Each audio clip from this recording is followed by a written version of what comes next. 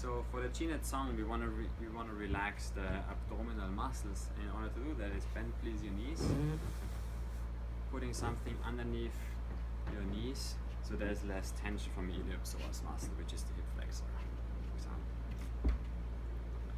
So Nei Tsang is moving the energy in the organs, and since everything is thought down here, and explain what we're gonna do, we're gonna release the four winds first. So we're gonna press certain parts on the abdomen, pressing it deep. Sometimes inhale please, and exhale.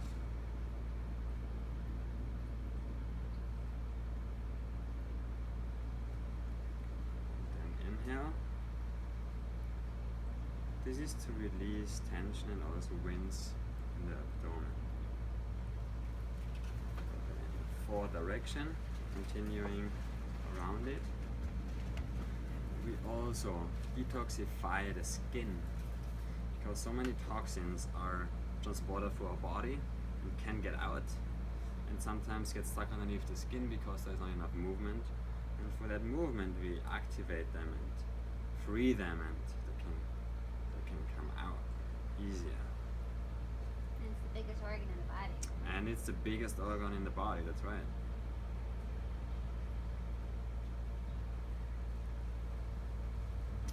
So real quick to explain, the liver sits right underneath the rib cage here, the stomach lies here, the spleen is here, the pancreas is retroperitoneal, means behind on the backside closer, but you can still reach it through pressure, lies right underneath here.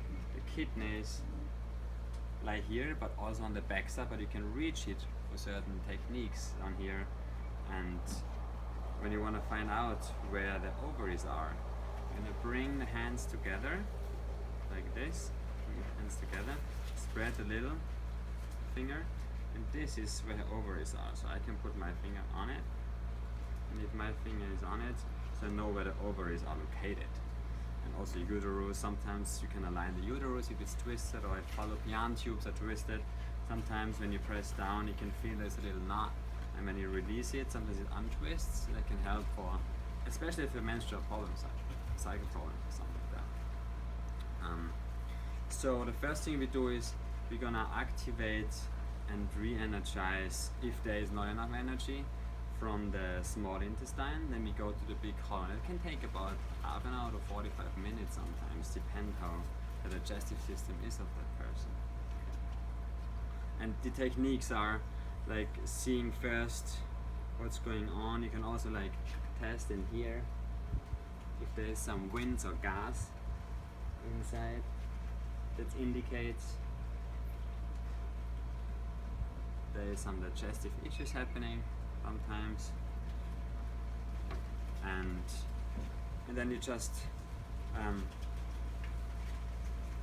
circle your fingers to find out if there's any pressure. And if there's any pressure, you start with the easier part. The way you do it is you slowly go down till you feel there's something hard underneath, and you stay there a little bit, and then wiggle and relax out. You can do that with the breath. So when she exhales, I go deeper, and then wriggle out. I'm gonna use some oil, so that's the way to be more smoother on the body. You comfortable? Mm-hmm. Good.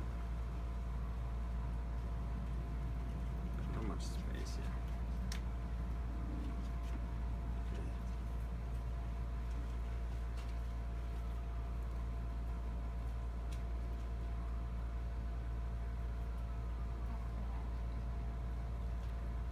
Effleuraging the stomach. That way you can already feel where it's tight and where it's less tight. It's also a technique to move in a certain way. I have pretty big hands for Marisa here. Like almost 2 hands filling the whole stomach.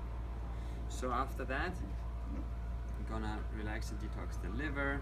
You're gonna go stomach, spleen, and go through the whole internal organs and see where stagnation is, where to move energy.